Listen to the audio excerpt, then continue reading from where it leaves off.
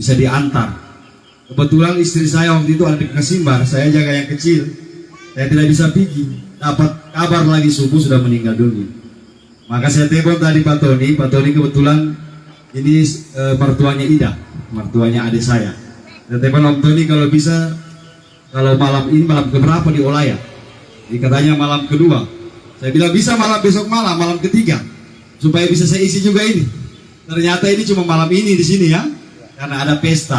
Baiklah, karena ini yang pertama undang, saya datang di sini. Ya, saya datang di Olaya.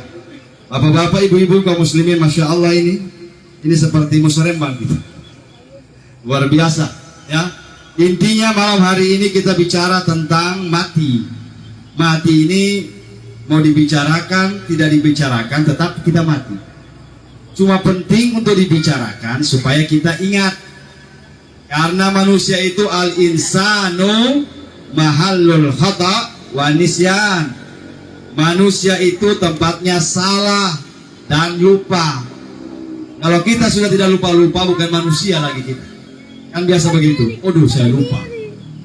Janji-janji kita berjanji, akhirnya janji kita lupakan. Dua saja itu. Benar-benar lupa atau pura-pura lupa.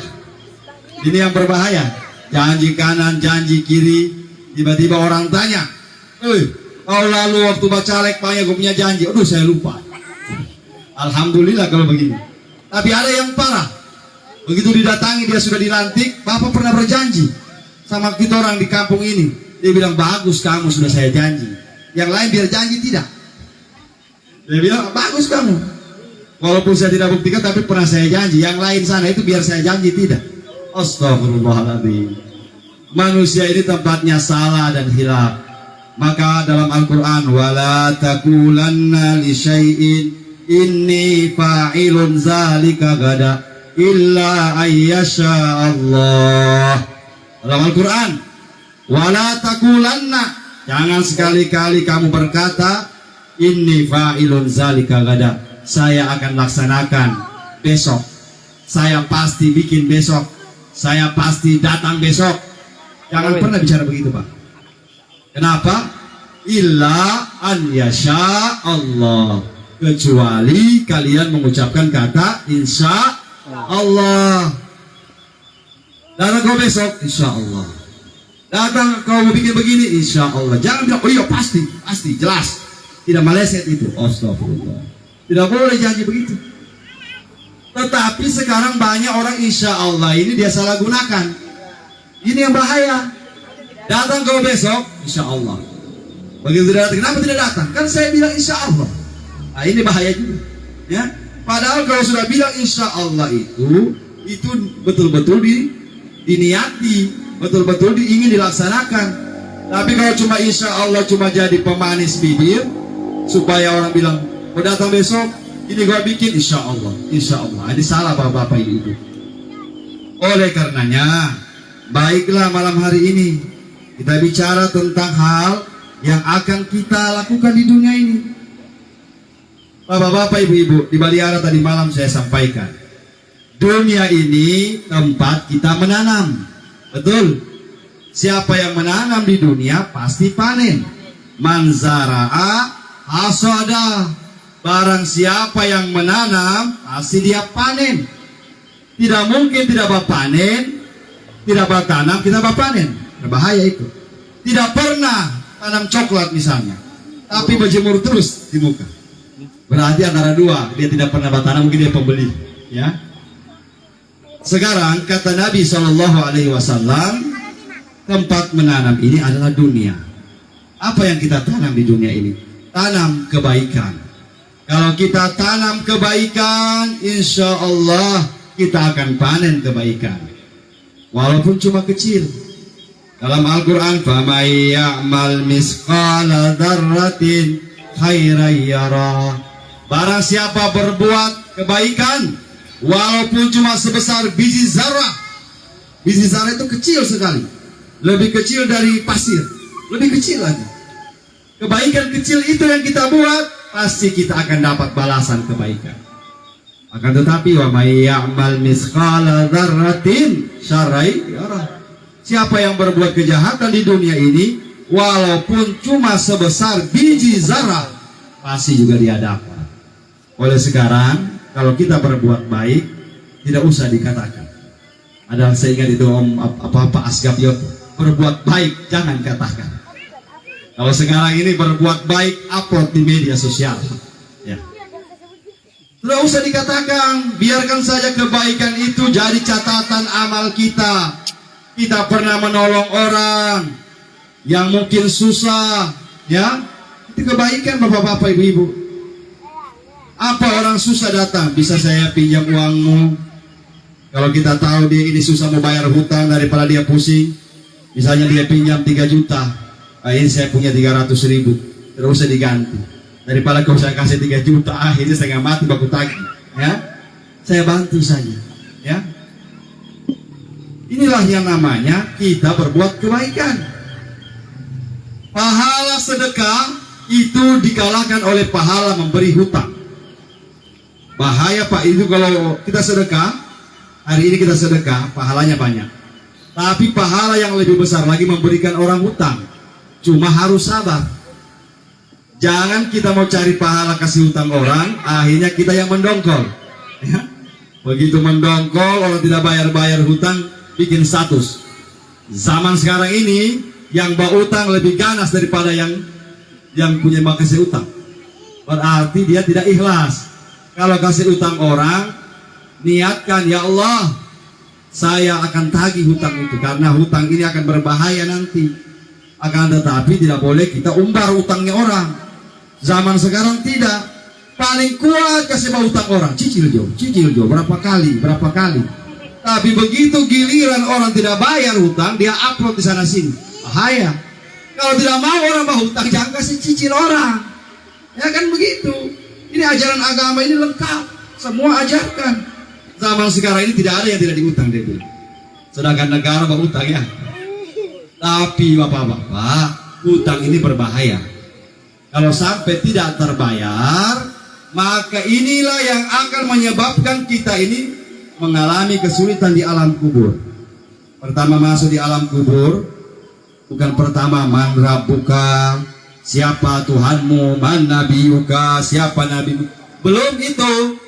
Begitu kita masuk dalam kubur, ketika pengantar itu sudah pulang ke rumahnya masing-masing, dalam hadis dikatakan 40 langkah orang berjalan meninggalkan kubur, kita didatangi oleh malaikat.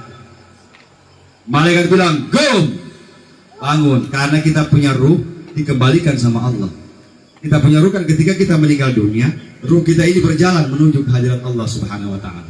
Berjalan menuju kehadirat Allah Subhanahu wa taala. Diterima oleh Allah Subhanahu wa taala setelah kita diperiksa di alam kubur, maka ruh itu dikembalikan ulang, mempertanggungjawabkan perbuatan kita di alam dunia. Maka pada saat di alam kubur kita sadar, bukan tidak sadar, kita sadar seperti begini. Mulailah kita ditanya, hamba Allah, sebelum kita mulai pemeriksaan ini, kenapa kau tidak bayar hutang? Oh, dia bilang nanti saya punya anak yang bayar, baguslah. Kalau kau punya anak, keluargamu yang akan bayar, maka kenapa setiap mau penguburan dikatakan, disampaikan seandainya almarhumah punya hutang, sampaikan sama kami keluarga. Karena berbahaya kalau orang mati masih ada hutang. Berat pertanggungjawabannya di dalam kubur. Ya, berat. Oleh karenanya, bapak-bapak, ibu-ibu, Allah Subhanahu wa taala inginkan kita hidup di dunia ini.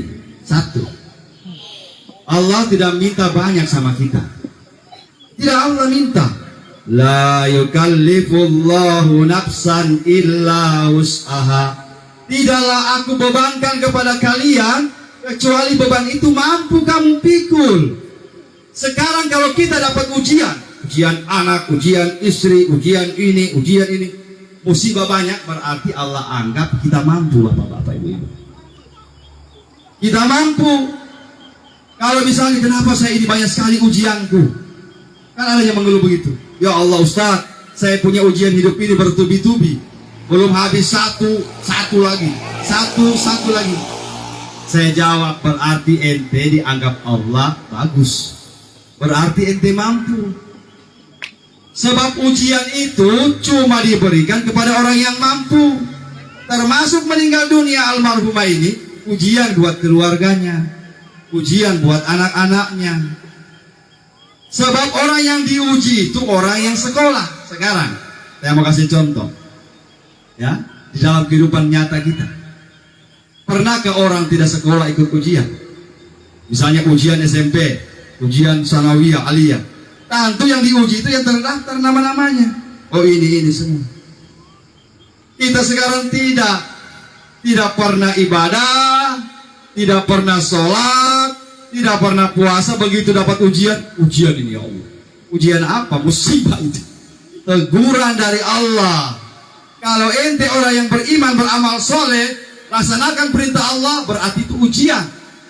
Tapi kalau kita tidak pernah sentuh air, tidak pernah sholat, tidak pernah ke masjid, durhaka sama orang tua, Allah kasih musibah, bukan ujian, tapi musibah, teguran dari Allah Subhanahu wa Ta'ala.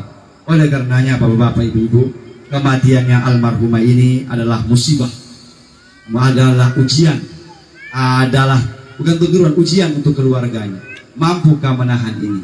Mampukah bersabar terhadap masalah-masalah kematian? Bapak-bapak, Ibu-ibu, kaum muslimin, muslimat yang dirahmati Allah. Berikutnya, yang sangat penting sekali, Allah seperti yang saya sampaikan di awal, la yukallifullahu nafsan illa wus'aha. Allah minta kita ini beribadah sesuai kemampuan kita. Contohnya, sholat yang Allah minta kita 5 kali sehari semalam, 5 kali sehari semalam, 17 rakaat. Kalau masih mampu kita rasa kuat, kita punya tenaga, kita tambah tahajud, kita tambah lagi qiyamul lail, tambah sholat duha, ya. Berarti yang wajib 5 waktu sehari semalam, 5 waktu sehari semalam. Apalagi puasa Allah minta laksanakan yang wajib. Bulan Ramadan ini tidak lama lagi. Ya, Ramadan itu 30 hari atau 29. Kalau ada orang berpuasa 28 hari tidak cukup. Kalau ada berpuasa 31 hari talebe. Jadi antara 2 saja, 29 atau 30. Kalau kita sekarang hari ini laksanakan puasa hari ke-30, tidak usah lagi bertanya sudah besok itu. Tidak usah, karena sudah 30 puasa. Kecuali pas di hari ke-28 boleh kita bertanya. Ini besok udah 29. Jangan ini puasa sudah besok atau lusa. Jangan lagi kejadian seperti tahun berapa itu. Sudah siap semua, lalampa, masih hidup saya punya almarhum Akang. Lalampa, burasa, apa semua itu dimasak. Ternyata lebaran ditunda. Nah, baik loko sudah itu. Makanan itu busuk semua. Jangan sampai, jadi kita patokannya itu saja, ya. Kalau sudah 30 hari ini pasti besok. Karena tidak ada puasa itu 31 hari. Berikutnya, kalau kita mampu lagi puasa sunnah. Kalau mampu sekarang puasa sunnah yang sekarang ini Rajab. Bulan Rajab ini ada yang hadis mengatakan di sosmed itu, sosial media. Tidak ada hadis yang menyuruh untuk melaksanakan puasa di bulan Rajab. Iya di hadis itu, tapi di hadis-hadis lain ada. Jadi tidak boleh kita bilang tidak boleh. Jangan cuma berpatokan satu ulama. Ada ulama yang mengatakan seorang sahabat datang sama Nabi. Nabi tanya, kenapa kau punya badan lemah, loyo? Dia bilang, saya ini penyakitku banyak ya Rasulullah. Kalau begitu kau berpuasa, perbanyaklah puasa di bulan Rajab ini. Dari dasar inilah maka ada puasa Rajab. Kalau mampu, jangan tidak mampu. Seperti contohnya baru-baru ini di pesantren, saya umumkan sama anak-anak besok 1 Rajab semua puasa. Orang tanya, Ustaz, makan sahur apa? Saya bilang pokoknya bagi saja. Kantor saya kan baru ingat, nanti sudah habis maghrib baru saya ingat, Masya Allah, bulan Rajab besok. Akhirnya saya siaran langsung ceramah tentang bulan Rajab sama anak-anak. Mungkin saat itu ada yang menonton secara langsung. Maka kenapa kalau saya ceramah secara langsung, siapa tahu ada yang nonton. Begitu selesai sholat isya, saya pergi bawa Maikul jalan-jalan, masuk telepon. Ustaz, puasa anak-anak besok? Saya bilang insya Allah ada sate ini dengan lengkap dengan bumbu karinya semua. Saya bilang ini doanya anak-anak makbul. Doanya. Akhirnya mereka makan sate. Cuma saya bilang awas, memang tidak berpuasa besok. Ini saya ngamati orang antarkan sate ini. Ya, jauh ini sate. Baru bukan sate ayam, sate sapi.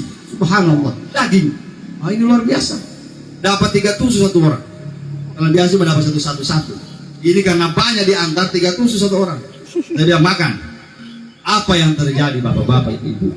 Begitu jam 12 siang saya di Palu, telepon gurunya.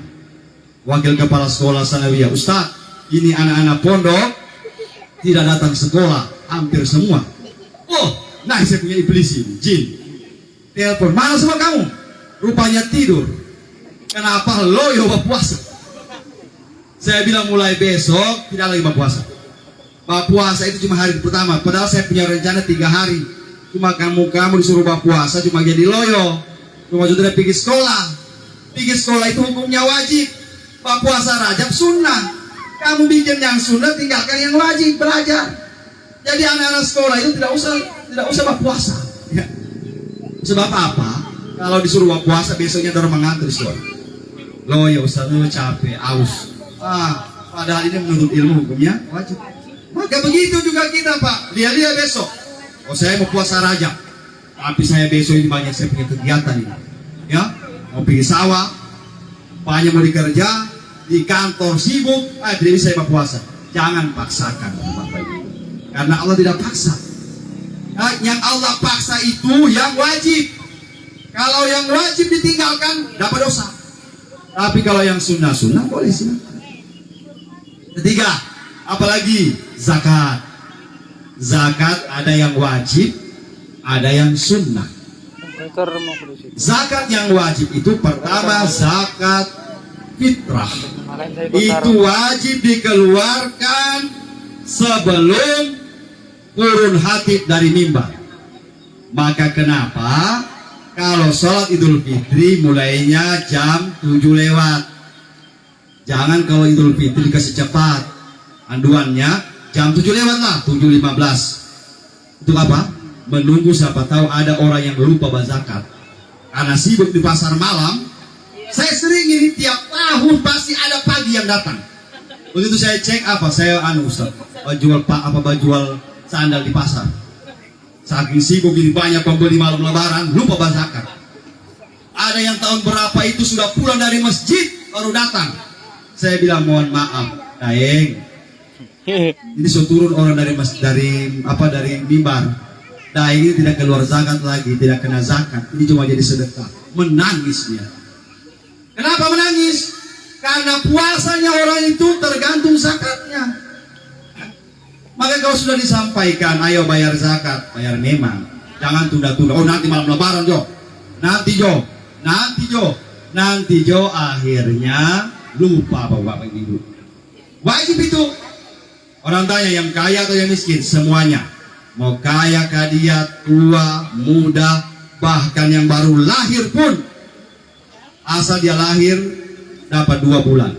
Misalnya ada kita punya anak lahir sore hari puasa terakhir dia lahir jam 6 atau jam setengah 6, masih dia dapat ini puasa walau cuma setengah jam, berarti dia wajib keluar zakat karena dia dapat 2 bulan. Dia wajib berzakat. Kita punya anak yang baru lahir. Begitu juga kalau ada orang meninggal dunia sebentar malam takbir, dia meninggal sore hari, berarti dia tidak dapat bulan Syawal, maka tidak wajib zakat. Orang yang berzakat itu yang mendapat 2 bulan. Dia dapat bulan Ramadan, dia dapat lagi bulan Syawal. Itu yang wajib. Jadi orang yang miskin begini, bagaimana cara bayar zakat? Baik, begini penjelasannya. Setiap amil zakat, mana itu amil? Orang yang berkumpul-kumpul zakat, imam, khatib, dan siapapun yang ada di desa. Itu dia kumpul zakat begitu hari ke-28, mereka harus distribusi cepat. Mereka harus bagi cepat itu zakat kepada yang berhak menerima. Lalu pesan, Om ini Om punya orang kasih, tapi Om kasih keluar zakat. Ya. Mana yang zakat? Yang orang kasih ini, maka kasih lebih-lebih kasihan. Jangan cuma 2 kilo satu rumah tangga. Kalau cuma 2 kilo satu rumah tangga kita kasih, sementara dia dalam rumah 10 orang, tidak keluar zakat orang. Jadi hitung dulu, berapa orang kamu satu rumah? 10 orang dikalikan. Berarti kalau satu orang 2,5 kilo, berarti orang kasih 5 kilo satu orang, supaya masih bisa dia kasih keluar setengah untuk zakat. Karena zakat itu pembersih diri. Walaupun orang miskin pun tetap keluar zakat. Bapak-bapak, ini zakat pembersih diri. Bukan dia bilang, oh saya miskin, tidak usah zakat. Tidak bisa. Tetap dari hasil itu. Itu masalah zakat. Yang kedua, zakat yang wajib itu, yang wajib setelah zakat fitrah, zakat mal. Zakat mal itu zakat harta. Kalau kita punya usaha, punya peternakan, pertanian, termasuk walet. Ada orang bertanya, Ustadz, walet apa zakat juga? Sedangkan piara kambing dapat zakat. Bagaimana orang piara walet, sedangkan tainya berharga dan tai-tainya? Orang kasih yang piara kambing karena zakat. Kamu walet itu bangunan yang kamu bikin sampai 70 juta, 100 juta, 200 juta. Kalau tidak mau keluar zakat, wajib orang walet berzakat. Kapan zakatnya, Ustadz? Zakatnya walet itu sama dengan zakatnya orang bertambang. Tidak hitung tahun, tidak hitung bulan. Kapan dapat? Kalau orang bertambang di kayu pokok, begitu bertimbang 2 gram, langsung keluar saat itu dia punya zakat. Berani tidak? Terima sendiri resikonya. Berat. Walet panen 5 kilo, langsung keluarkan zakatnya saat itu juga. Kalau tidak, nah saya sampaikan, akan diberaki oleh walet nanti di akhirat. Ya, betul. Karena Nabi mengatakan, siapapun yang mempunyai harta tidak dikeluarkan zakatnya, maka harta itu akan Allah rubah menjadi setrika yang akan menyetrika semua badan mereka. Nauzubillah min dzalik. Berarti orang yang bawa walet tidak kasih keluar zakatnya, diberaki walet nanti di akhir. Mudah-mudahan bapak-bapak, ibu-ibu, kaum muslimin, muslimat yang dirahmati Allah, itu yang wajib. Allah minta kita yang wajib saja. Yang sunnah mana? Sunnah itu sedekah. Yang kita taruh di masjid itu sunnah, ya, dapat pahala. Kita taruh di pesantren baru-baru ini, ya. Mungkin ada yang baru-baru itu nonton Zidan, konser Zidan, sudah alhamdulillah. Ya, berkat ibu-ibu yang membeli karcis itu 25.000 itu masuk di pesantren. Akhirnya pembangunan berjalan ulang. Ya, berarti sudah pernah mengeluarkan harta untuk agama. Jangan sama sekali tidak ada, walaupun hukumnya sunnah. Berikutnya lagi, haji. Yang wajib itu haji, ya. Bagi yang mampu. Kalau orang tidak mampu, tidak diwajibkan. Tetapi ada juga yang sunnah. Sunnahnya itu apa namanya? Umroh. Maka sekarang ini alhamdulillah saya mau sampaikan juga sama masyarakat ini. Kalau ada masyarakat Parigi Mautong yang ada di Olaya ini ingin naik haji, tetapi karena pelaksanaan ibadah haji sekarang ini susah, Pak. Ada yang sekarang mendaftar dari 2010 belum tak berangkat sampai sekarang, apalagi COVID ini tunda 2 tahun. Maka sekarang ada program cari yang sunnah saja. Apa yang sunnah itu? Umroh. Alhamdulillah saya buka pendaftaran umroh ini, Parigi Mautong 8 orang masuk sama saya. Insya Allah sudah kemarin itu sudah laksanakan manasik umroh. Tanggal 15 Februari ini berangkat. Orang tanya, Ustadz berangkat? Belum sampai target. Jadi saya oleh Direktur Madinah Iman Wisata Al Habib Saleh Al Kaf, Ustadz, Parigi Mautong, Ustadz kalau sampai dapat 10 orang yang akan berangkat setelah Lebaran ini, Ustadz langsung yang pimpin. Saya bilang kalau begitu sih, saya mau banggarahkan. Siapa tahu ada yang mau berangkat ini, 10 orang saya cari, saya langsung yang berangkat, nanti saya gratis. Saya gratis. Ya? Jadi saya sudah hitung, saya punya mama, tapi mama satu. Saya mau suruh dia mau pergi umroh, ya. Apa tahu bapaknya Ali dengan mamanya Ali satu, esok 2. Ya, insya Allah. Ini kan namanya itu niat. Apa umroh? Apa sama dengan haji? Sama, Pak. Perintah agama dua-dua. Cuma yang satu wajib, yang satu sunnah. Cuma kalau umroh orang tidak pergi duduk, ya, duduk di satu tempat, ya, pada tanggal 9 Zulhijjah itu, ya. Tidak duduk di situ. tidak pergi Musdalifah, tidak pergi melontar di Mina, itu saja perbedaannya. Tapi pahalanya insya Allah sama. Cuma sekarang ini orang tidak suka umroh karena tidak ada Pak Umroh. Yang ada Pak Haji, Ibu Haji, tidak mau umroh Ustaz. Kenapa? Tidak ada panggilan Pak Umroh, Pak Haji, yang ada Pak Haji, Ibu Haja. Padahal untuk apa gelar? Tidak usah cari gelar. Yang berikan gelar Allah. Maka kalau ada rencana, ada uang, ayo berangkat sama-sama saya insya Allah. Ya, setelah Lebaran kan 10 Syawal, 1 Syawal Lebaran. Insya Allah 10 Syawal berangkat. Mudah-mudahan. Biayanya berapa Ustaz?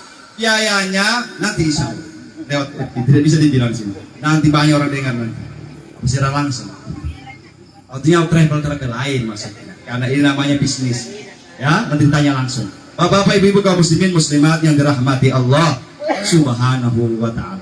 Berikutnya, yang wajib-wajib kita sudah laksanakan, tinggal yang sunnah kita laksanakan. Berikutnya, sebelum kita meninggal dunia, ini kan perusahaan meninggal dunia.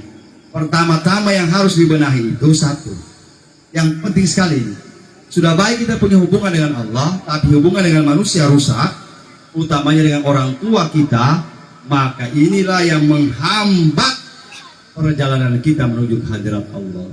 Jadi kalau kita sekarang ini masih punya orang tua, masih hidup mama papa kita, bertobat, minta ampun, minta ridhanya, ridha Allah fi ridhal walidain. Keridhaan Allah itu tergantung ridhanya orang tua. Kalau orang tua marah sama kita, pasti Allah marah, pasti. Karena sebenarnya itu hadisnya. Tapi kalau orang tua kita senang sama kita, sukses kita punya hidupan.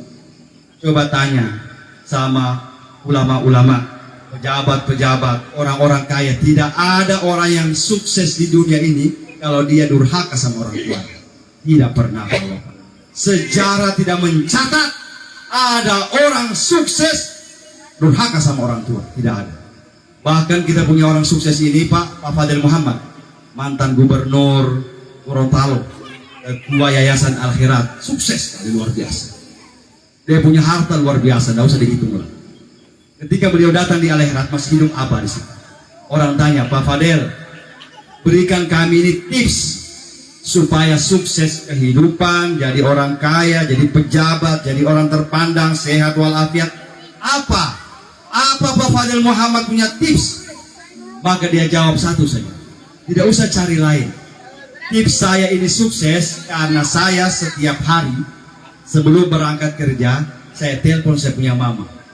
Dia punya mama waktu itu di Ternate, di rumahnya, tapi dia di Jakarta. Dimanapun Pak Fadel itu berangkat, dia di Jakarta, di Palu, di luar negeri, setiap pagi dia harus telepon dia punya umi, mamanya.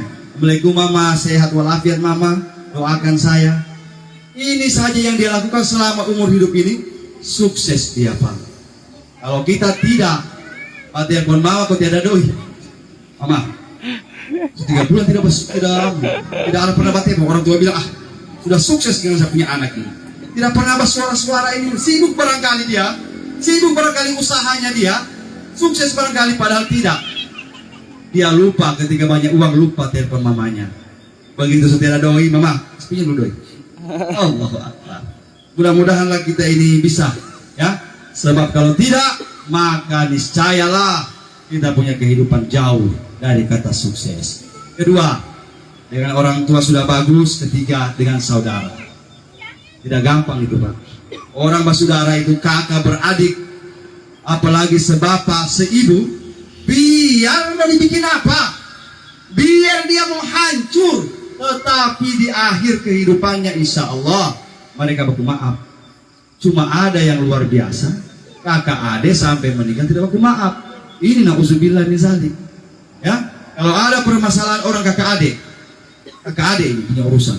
Kita ini cuma ipar misalnya, saya ipar ini kan istilah orang rendah, tapi urusan orang kakak adik jangan ikut campur. Jangan dicampuri, karena itu mau bagaimanapun orang bakal orang itu satu darah, orang itu satu mama satu papa yang insya Allah mereka satu bayi nanti. Yang bahayanya orang kakak adik tidak baku maaf bapak-bapak ibu-ibu. Na'udzubillah min zalik. Sekarang ini kita semua, saya punya kakak, saya punya adik, ada 3. Kalau namanya baku bantah, baku jengkel, ada. Tidak mungkin itu orang kakak adik tidak mau kujaikan, pasti ada, ya, pasti ada. Tetapi kita bisa pahami, inilah namanya orang per adik kakak. Cuma nauzubillah min zalik. Saya pernah dapat Pak, setengah mati sakaratul maut, susah. Habis doa saya baca, habis mulai dari Yasin, Waqiah, surah-surah yang sudah diajarkan orang-orang tua saya baca semua. Susah meninggalnya. Dia bisik sama papanya saya, mamanya Pak bisik, Ustaz setengah mati, kenapa? Belum aku tegur dia dengan adenya. Nauzubillah, ini sudah sakaratul maut. Adenya di mana? Adenya di Palu. Tidak mau datang, malah baku musuh orang. Astagfirullahaladzim. Saya bilang telepon sekarang, nanti saya bicara. Begitu saya bicara, saya angkat, kau maafkan kau punya kakak ini. Maafkan dia betul-betul dari hatimu. Maafkan dia, setengah mati dia mati, kasihan ini. Saya pandu ini setengah mati. Dia bilang, saya minta maaf Ustaz, saya maafkan sudah dia. Setelah dia maafkan, tutup telepon, saya minta air. Saya bacakan di situ air, betul-betul kasih minum 2 tetes. Tidak sampai 10 menit kemudian Pak, innalillahi wa inna ilaihi raji'un. Bahaya kalau orang mati baku salah, baku tidak baku maaf dengan saudara sendiri. Saudara sendiri ini bapak-bapak ibu. Kalau begini orang lain mungkin, tapi kalau kakak adik, Allahu Akbar. Mudah-mudahanlah kita, insya Allah. Ini yang kedua. Yang ketiga, sebelum kita meninggal dunia jangan tinggalkan hutang. Hutang yang mana itu? Kalau hutang sama manusia tidak ada mungkin gitu. Oh saya dialog hutang-hutang Ustaz. Betul. Tapi hutangmu sama Allah banyak. Ya, banyak. Kita punya sholat banyak bolong-bolong. Pak, ulama Ahlus Sunnah mengatakan ada namanya qada. Qada sholat. Misalnya begini, kita tadi pagi pergi tadi ke sawah. Begitu duhur, saking enaknya bapak pacol tak tinggal sholat duhur. Astagfirullahaladzim, sudah jam 3, tak lewat. Caranya begitu sampai di rumah sholat asar, setelah sholat asar berdiri lagi karena tadi kita lupa sholat duhur, maka kita berniat. Bagaimana niatnya? Usalli fardal zuhri arba'a raka'atin qadaan. Tadi kan adaan, kalau kita mau ganti qadaan lillahi ta'ala. Niatkan kita ganti yang tertinggal tadi. Sebab kalau tidak diganti jadi hutang. Nah sekarang pertanyaannya, berapa kali kita tinggalkan sholat, hitung jauh hutangnya orang. Ini. Maka ulama mengatakan kalau orang misalnya begini, mohon maaf. Ada orang umur 20 tahun baru sholat. Ada orang 60 tahun baru sadar. Alhamdulillah. Kalau kita ini tinggal di pesantren, dari kecil di pesantren sampai tua, tidak pernah tinggalkan sholat, mungkin tidak utang. Tapi rata-rata orang ini umur 20 baru sembahyang. Nah hitung Jo, sebelumnya itu berapa utang kita. Maka sekarang kita itu habis sholat subuh berdiri lagi, qadaan, bayar utang yang dulu. Habis sholat maghrib, jamaah sudah pulang, kita berdiri lagi 3 rakaat. Maka kenapa banyak sekali utangnya kita. Itu kalau hitung sholat, walaupun tidak wajib. Kemudian yang kedua, ada ulama bilang tidak wajib diganti. Ada ulama bilang wajib ganti. Kalau saya pilih ganti bapak-bapak itu. Ya. Yang kedua, yang kita punya utang sama Allah ini banyak apa? Hutang puasa. Mohon maaf, kalau ibu-ibu di sini alhamdulillah. Ada juga ibu-ibu berpuasa besok. Masih haid saya. Kalau selama habis. Wah, masa haid 15 hari? Nggak mau lihat. Kasihan dia lagi tuh. Padahal berapa itu utang? Banyak sekali utang, ya, diganti itu Pak, ganti. Apalagi kita punya hutang sama Allah, hutang janji. Hutang janji. Kalau saya nanti PNS, ayo jadi begini. Kalau saya terangkat nanti Ustaz, soalnya saya tahu kenapa datang sama saya. Ustaz, doakan dulu, ya. Apa doa? Mau mencatat mau ikut ujian besok. Ujian apa? PNS. Oh iya. Insya Allah doakan. Dia bilang saya janji Ustaz, kalau saya lulus PNS, saya bawakan anak panti makanan. Sekarang sudah 7 tahun jadi PNS. Biar kalah-kalah tidak. Kau dengar ini yang macam. Bukan berarti saya bilang Ustaz ini menuntut. Tidak. Kau punya janji sama Allah. Itu namanya nazar. Fa in nazartum. Kalau kamu bernazar, wajib bayar. Kalau tidak, berdosa kita Pak. Hutang sama Allah ini. Tanya begitu. Kalau saya punya anak laki-laki, saya mau potong kambing. Karena yang anak perempuan, laki-laki, kalau laki-laki sapi. Begitu lahir laki-laki dia kasih turun tuh. Kambing saya padahal tadi sapi awalnya. Ini jadi utang kita. Mudah-mudahan kita bayar sebelum kita meninggal dunia. Kalau kita punya utang dengan Allah, berbahaya juga Bapak Ibu. Barangkali ini ceramah saya pada malam hari ini. Tidak panjang-panjang jelasnya. Ceramah takziah ini kita diingatkan untuk kembali sama Allah. Kapan kita akan mati? Mati ini urusan Allah. Tidak usah dicari-cari. Apa saya mau mati? Ada orang gara-gara belajar akhirnya begini tanda mati. Begini akhirnya dia sudah jadi kurang makan, sudah jadi kurang minum, kurang tidur, naik asam lambung. Pokoknya tak usah ditunggu-tunggu itu mati. Kita tidak tunggu juga mau mati. Cuma persiapan. Sholat saja kasih banyak, puasa, zakat, tidak usah mau mati kapan saya ini? Aduh saya mulia dulu, kapan saya mau mati? Oh mau naik asam lambung, naik gula, naik kolesterol, ya tidak usah. Yang penting kita ibadah, mau mati di mana cuma kita berdoa. Doanya Allahumma khtim bi husnil khatimah. Ya Allah, dimanapun saya mati nanti, kapanpun saya mati nanti, matikan saya husnul khatimah. Amin ya rabbal alamin. Kita doakan almarhumah. Semoga almarhumah diijabah, diterima semua doa-doa, semua amal ibadahnya. Amin. Kalau seandainya almarhumah ini punya salah sama kita selama hidup di dunia, mari kita maafkan. Kalau seandainya almarhumah ini kita juga punya salah sama dia, kita juga memaafkan. Saling maaf memaafkan. Dan kita doakan semoga keluarga, anak, keluarga daripada almarhumah insya Allah sabar menghadapi musibah ini dan bertawakal sama Allah, berserah diri sama Allah. Insya Allah dengan ini mudah-mudahanlah kita semuanya diridai Allah Subhanahu wa Ta'ala. Demikian ceramah pada malam hari ini di acara takziah. Mohon maaf kalau kurang, lebihnya dari Allah. Akhirul kalam. Wallahul musta'an. Wassalamualaikum warahmatullahi wabarakatuh.